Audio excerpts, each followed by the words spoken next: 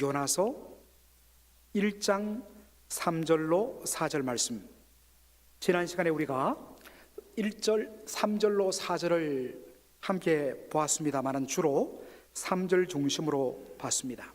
오늘은 4절까지를 다 포함해서 말씀을 함께 보고자 합니다. 자, 여러분들 다 같이 3절 4절 한 목소리로 읽도록 하겠습니다. 시작.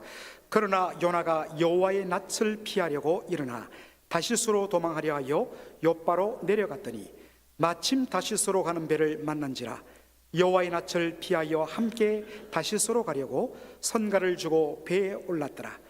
여호와께서 대풍을 바다 위에 내리시매 바다 가운데 폭풍이 대작하여 배가 거의 깨어지게 된지라. 아멘.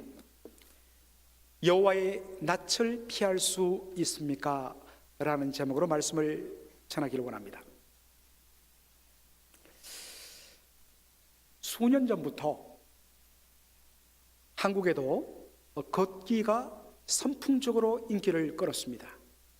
그래서 특별히 옛날에는 신장로라 그래갖고 꼬불꼬불한 오솔길을 다 뒤로 하고 정말 불도저로 확 밀은 널따란 신장로를 일제시대부터 지으면서 사람들은 속도 좀 더 빨리 그렇게 바쁘게 살았습니다. 그러다 보니까 너무 많은 것을 잃어버린 것입니다.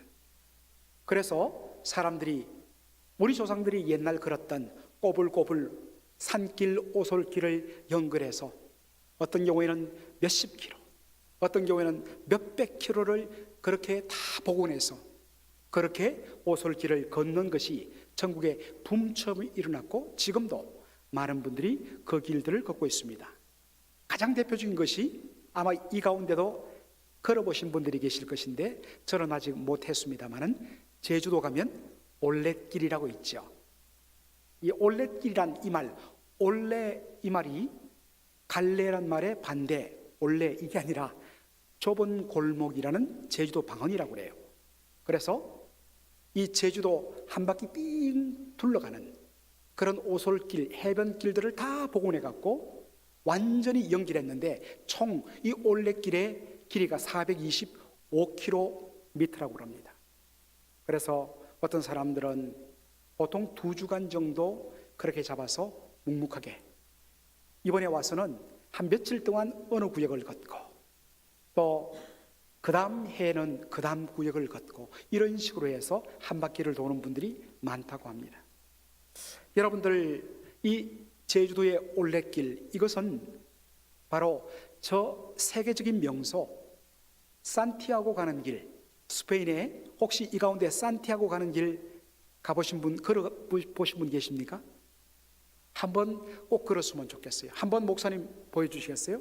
저게 피레네 산맥을 통해서 이제 프랑스가 보이지 않는데 위쪽에 조금 보입니다. 프랑스와 스페인이 나눠지는데 바로 그 피레네 산맥으로 나눠지는 그 프랑스 땅으로부터 시작해 갖고 저 서쪽 거의 끄트머리에 있는 바로 산티아고, 이 길을 엘 까미노 데 산티아고, 이 엘 까미노는 the way to Santiago, 이 산티아고란 말은 세인트 제임스, 성 야고보라는 뜻입니다.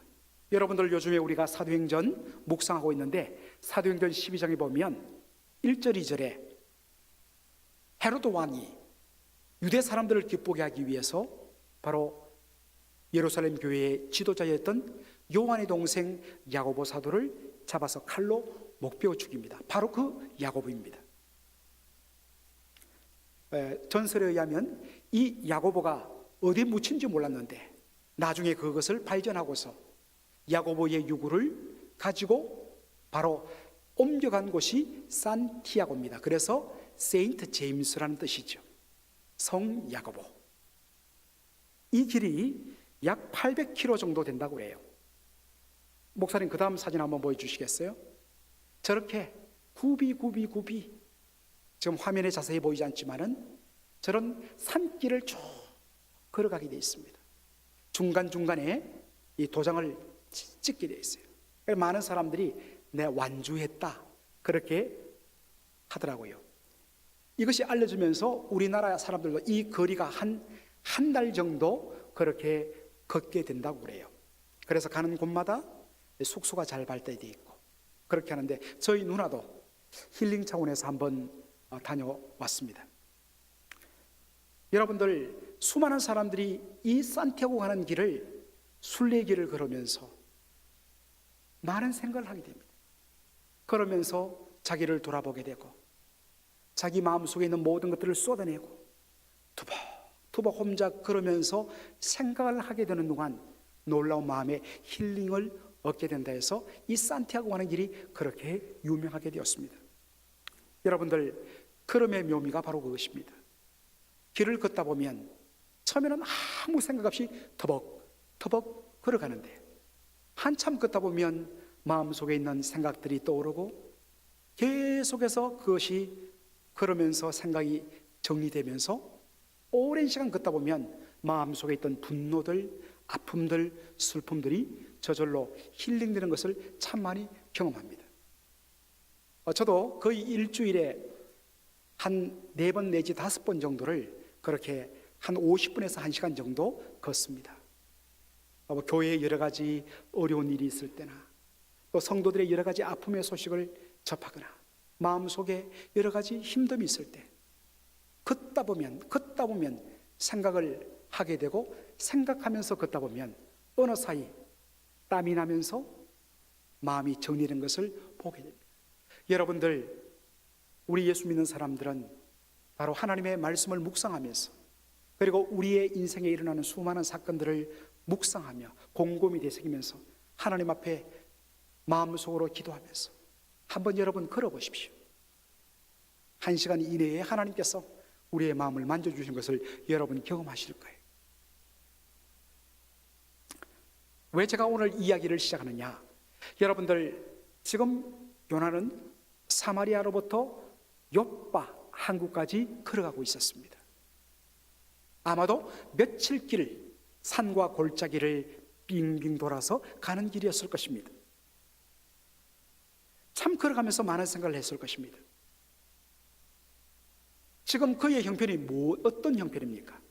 요나서 1장 3절에 보니까 여호와의 낯을 피하려고 일어나 다시스로 도망하려 하여 욥바로 내려가는 길이었습니다.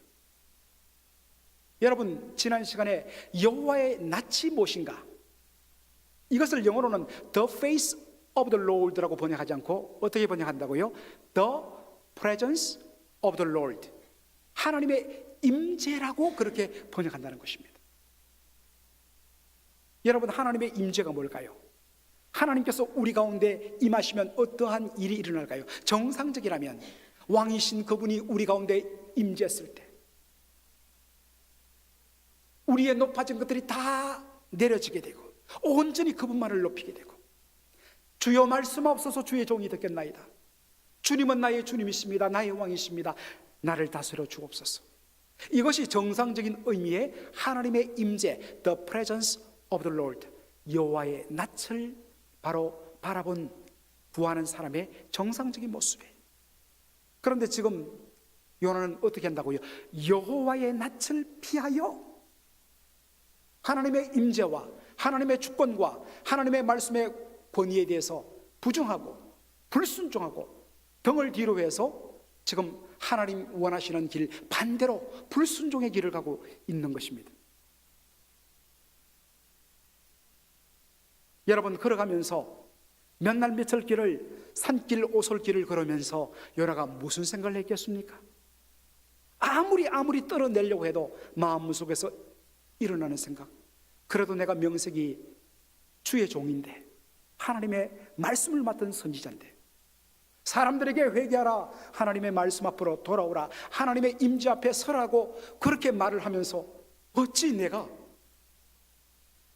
전한 메시지와 반대로 불순종의 길을, 하나님의 낯을 피하여서 지금 도망치고 있는가? 다시 돌아갈까? 오던 길을 돌아가서 비록 불편하지만은 우리의 원수 니느웨 땅으로 가서 하나님이 하라는 말씀을 전할까? 여러분, 얼마나 많은 생각을 했겠습니까?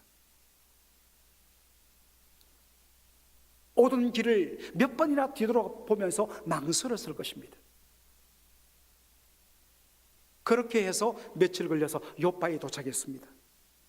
만일 요바에 도착했는데 배가 이미 다시스로 떠났다, 그러면 어떻게 할까요? 차라리 잘 됐다. 주님 죄송합니다,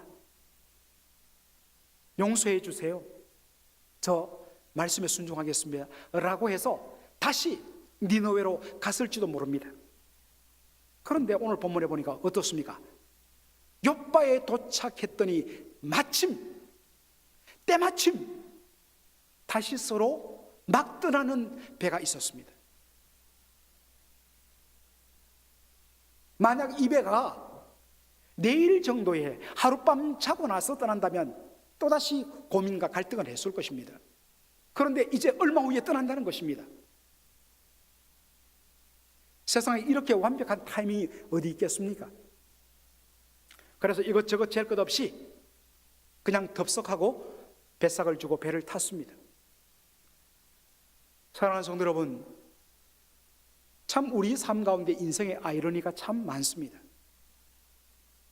말씀에 순종하고 주의 뜻대로 고민하고 갈등하다가 순종하려고 결단할 때 많은 경우 환경의 문이 닫힌 것을 발견하게 됩니다.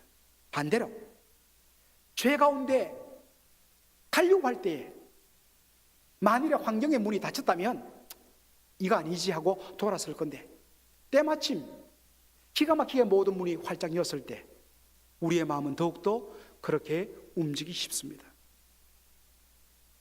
그 윌리엄 뱅커스라는 사람이 이렇게 말했습니다. 사람들이 하나님으로부터 벗어나 자신의 탐욕을 따라 살려고 결심할 때에 사탄은 언제나 완벽한 교통수단을 준비한다. 하나님의 뜻과 거리가 먼데도 불구하고 우리의 삶 앞에 환경이 활짝 열렸다. 여러분, 이럴 때 우리는 사탄이 열어둔 바로 타락의 프리웨이란 것을 우리가 직시해야 된다는 것입니다. 사람들은 종종 환경에 의해서, 자기 앞에 놓인 환경에 의해서, 상황에 의해서 자기 자신을 합리화하는 경우가 많습니다. 환경이 좋고 일이 술술 풀리면 이건 하나님께서 허락하신 것이다 이야기하고, 환경이 힘들고 꽉 막히면 하나님께서 지금 이 일을 막으신다고 생각합니다. 어떤 분들은 내가 어떤 일을 결정했는데 내 마음속에 자꾸 불편함이 일어나면 하나님이 싫어하는 거고, 내 마음에 평안이 넘치면 하나님께서 오케이 사인 보내신 것이라, 그렇게 우리의 심령의 상태를 가지고 하나님의 인도하심을 구하기도 합니다. 물론 때때로 하나님께서는 환경을 통해서, 상황을 통해서, 그리고 우리의 심령의 상태를 통해서도 그렇게 인도하십니다. 그러나 하나님의 인도하심의 근본적인 최종의 기준은 뭐겠습니까? 하나님의 말씀, 주의 뜻이란 것입니다.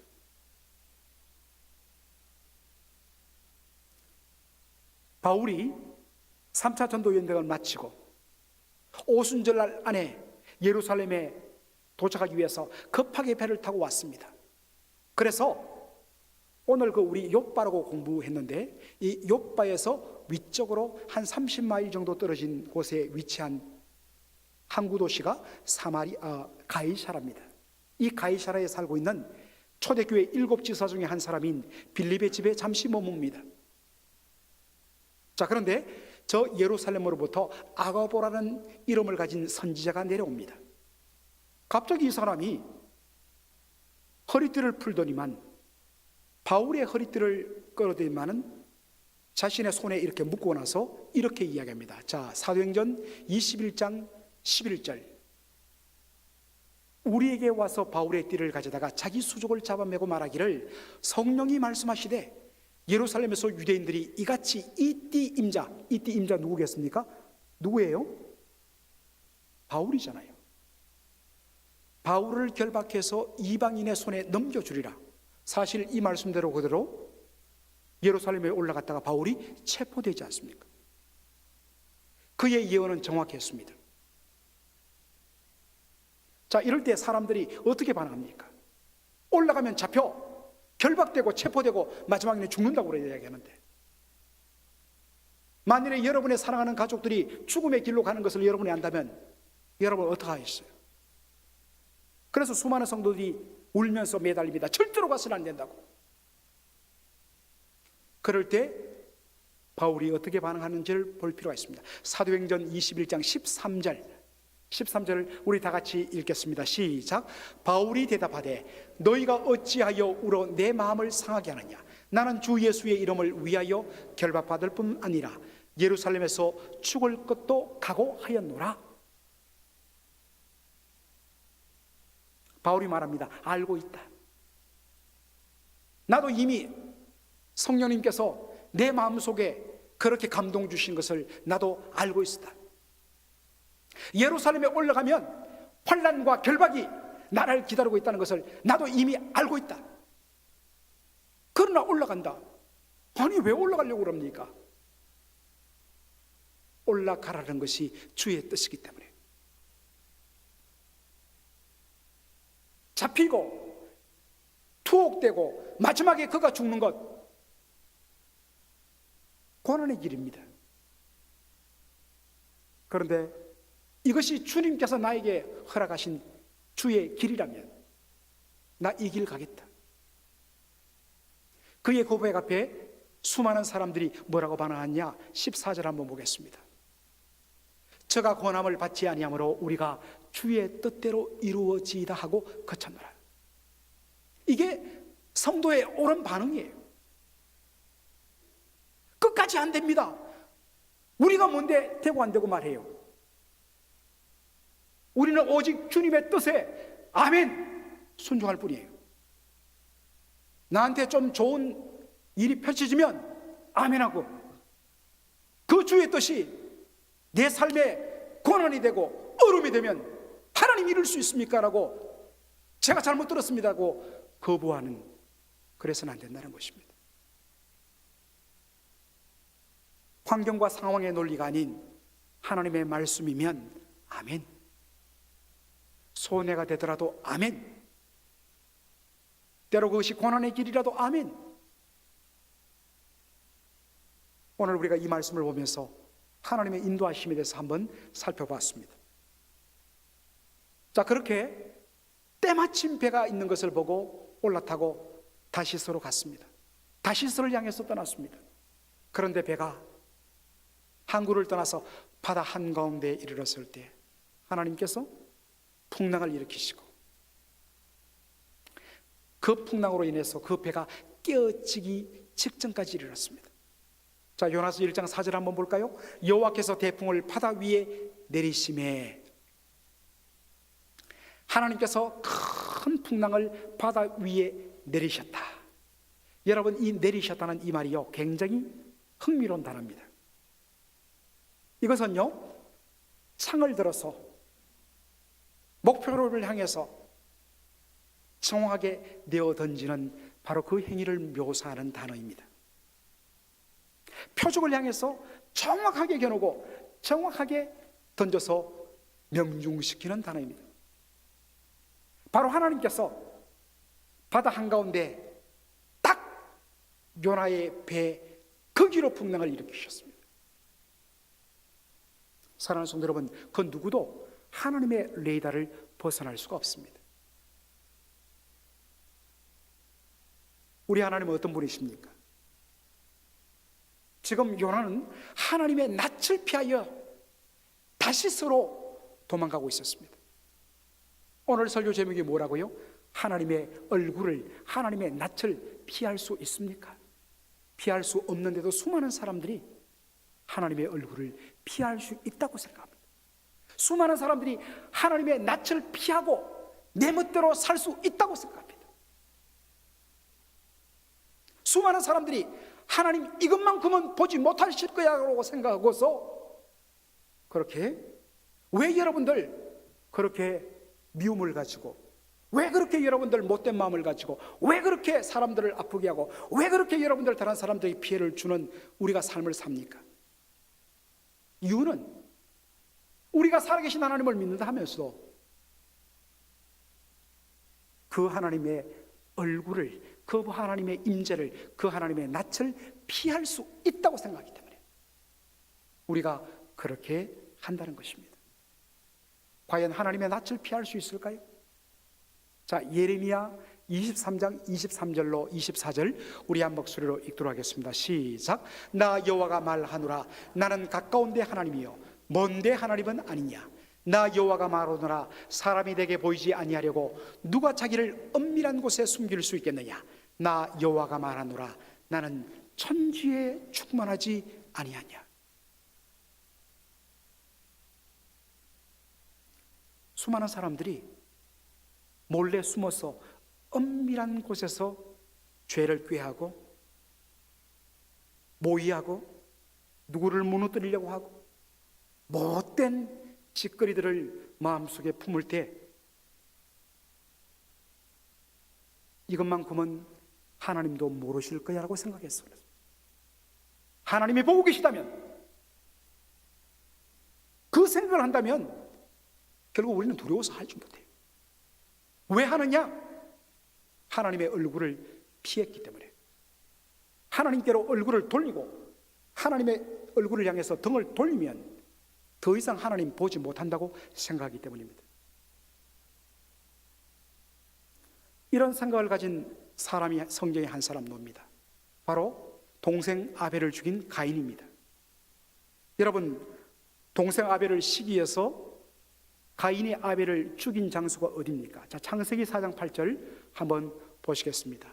그 후 그들이 들에 있을 때에 가인이 그 아우 아벨을 쳐 죽이니라. 그들이 어디에 있을 때? 들에 있을 때.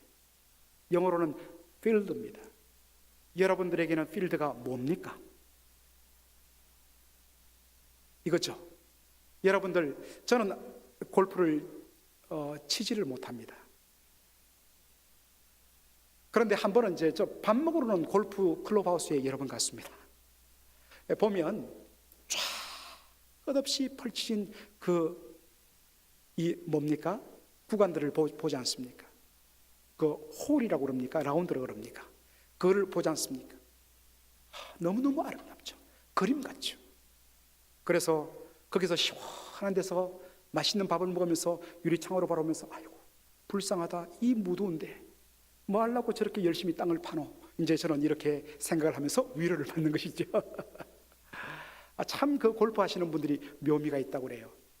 아직은 저는 뭐 그런 흥미가 없습니다만은, 여러분들, 우리가 생각하는 필드는 바로 그런 것입니다. 그런데 여러분들, 창세기에서 이 덜이라는 이 히브리어 단어가 어떻게 사용되는지를 어떤 학자가 연구했습니다. 그랬더니 창세기 보면 덜이라는 이 히브리 단어가 나올 때는 항상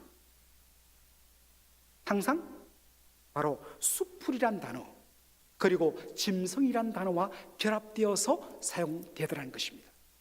여러분, 그렇다면 이 덜판의 창세기의 개념이 뭐겠습니까? 우리처럼 잘 잔디를 깎아놓은 뻥 뚫린 그런 필드, 골프장 같은 필드를 의미하는 것이 아니라 수풀이 촉하게 우거져서, 얼마나 숲이 우거졌으면 그 속에 짐승들이 사는, 짐승들이 우글거리는, 그럴 정도로 숲이 우거져서 바깥에서 보면 그 속에서 어떤 일이 일어나는지 도무지 볼 수 없는 숲속이란 뜻입니다. 바로 그 누구도 보지 않는 숲속에서 가인은 자기의 동생 아벨을 죽였습니다. 하나님께서 물으십니다. 내 아우 아벨이 어디 있느냐? 저는 모릅니다. 제가 제 동생을 지키는 자입니까? 라고 시침을 잡았답니다. 왜 그런 확신이 있었느냐? 숲속에서 아무도 보이지 않는 그 은밀한 곳에서 동생을 죽인 거 아무도 모른다, 하나님도 모를 거라고 생각했던 것입니다.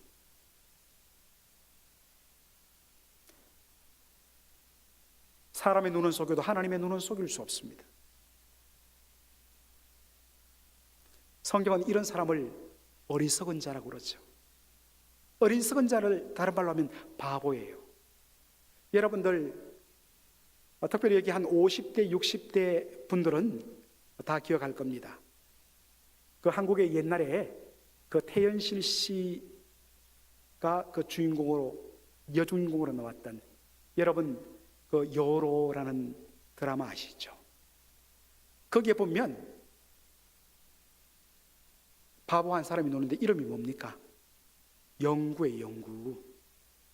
그래서 나중에 이 심영래라는 유명한 코미디언이 그 영구를 다시 코미디 소재로 만들어서 아주 데이트를 쳤죠. 여러분, 영구가 뭐라고 이야기합니까? 자기 손바닥으로 자기 얼굴을 가리키고 뭐라고 이야기합니까? 영구 없다라고 이야기하죠. 자기 손바닥으로 자기 눈을 가리고 얼굴을 가리니까 자기가 안 보이거든요. 그러니까 자기가 없다고 생각하는 겁니다. 그래서 영구를 뭐라 한다고요? 바보로 한다고 얘기해요. 그런데 사실 똑똑한 바보들이 얼마나 많은지 모릅니다. 교묘하고 악한 계획을 세우며 하나님의 얼굴을 피하고 숨어서 이거 짓는 것, 계획하는 것 아무도 모를 거야, 하나님도 모를 거야 라고 생각하는 사람을 향해서 하나님이 말합니다. 이 어리석은 자여, 이 바보야, 나 여호와가 말하노라. 사람이 내게 보이지 아니하려 누가 자기를 엄밀한 곳에 숨길 수 있겠느냐? 나 여호와가 말하노라. 나는 천지에 충만하지 아니하냐. 하나님은 천지에 충만하십니다. 온 세상에 가득 임하세요. 가까운 데만 계실 뿐만 아니라 먼 데도 계세요. 그분은 하늘의 하나님뿐만 아니라 땅과 바다의 하나님이시기도 해요. 그 어디도 하나님을 피할 데가 없어요. 하나님의 낯을 피하여 숨을 곳이 없어요.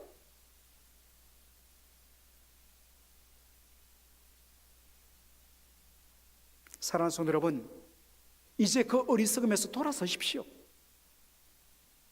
하나님 다 보고 계시는데 언제까지 숨어서, 언제까지 마음속에서 하나님 보시지 않겠지 라고 하면서 하나님의 마음을 아프게 하는, 하나님의 마음을 고통스럽게 하는, 여러분 제일 부모의 마음이 고통스러운 것 중에 하나가 뭐겠습니까? 저희 집에 아이들이 넷이다 보니까 엄청나게 싸웁니다. 서로 미워하고 싸울 때 제일 고통스러워요. 하나님 주신 그 은혜를 가지고 서로가 서로를 축복하고 서로가 서로를 세워주고 하는 것이 아니라 어떻게 하면 저 인간을 무너뜨릴까? 목사님 너무 심하게 말씀하는 것 아닙니까? 이게 성도들 가운데도 비일비재합니다. 여러분, 하나님의 얼굴을 언제까지 피할 수 있다고 생각하십니까? 절대로 못 피합니다. 하나님이 이미 그것을 빼꼼히 보고 계십니다. 여러분, 피하지 마십시오. 하나님께 돌아오세요. 거기에 살 길이 있습니다. 그 누구도 여호와 하나님의 얼굴을 피할 수 없는데 피할 수 있다고 생각해서 그렇게 살았다면 그 인생이 가장 비참한 인생이에요. 이제는 다시 주께로 돌이켜 주의 얼굴을 구하며 주의 은혜를 구하며 하나님의 의를 구하며 하나님의 뜻에 순종하겠습니다. 하나님 백성답게 살겠습니다. 그래서 호람데오의 삶, before God, 하나님 앞에서 사는, 하나님 앞에서 투명하게 나의 모든 인생을 다 보고 계신 그분 앞에서 비록 부족하지만 정직하고 의롭고 거룩하고 사랑과 위로와 격려로서 하나님이 기뻐하시는 주의 뜻 살겠습니다. 이게 성도의 삶이에요.